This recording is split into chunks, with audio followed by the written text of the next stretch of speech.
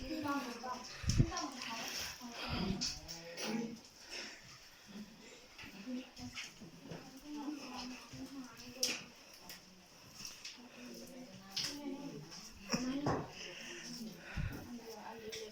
ื้อประดาผมบอกผมไปทางไหนประมาณนี้แหละ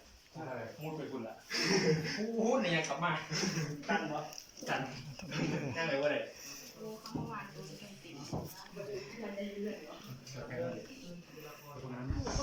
อยู่ดีจนถึง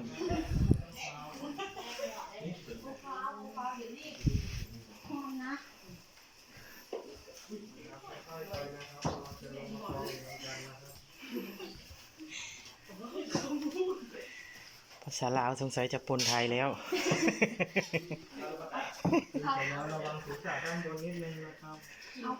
ราทำไมเพื่อนกินข้าวเจ้ากับข้าวเหนียวกินกันไม่ได้พูดเลยแล้วเรากินอะไรล่ะเราไม่ใช่ปลาหรอกมีทางลัดกับบุ้ง You speak English? I speak English a little bit. ตัวนี้ทางลัดมันกับบอกเข้าเด้นะครับขึ้นไปแล้วห้ามตดนะครับอ่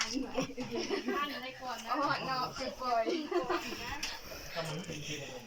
อันไว้ก่อนนะครับค่อยไปถ่ายทางคืนนะครับคือเห็นคลิปนั้นอ่ะมันถามครูว่าครูครับเทิงเขียนยังไงครับเทิง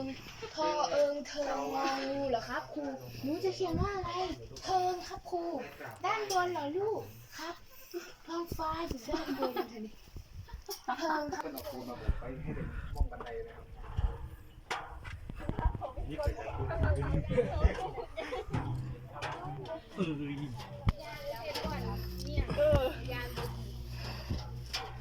โอ้ยขึ้นมาแล้วบ้านโอ้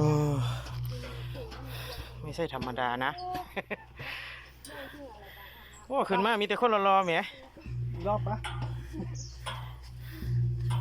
ต่อไปคือนำเองเลยไอ้กูมาแล้วนี่ไก่คนรอก็ขึ้นมานี่ดิยิ้มหน่อยครับ โอเคไหมครับ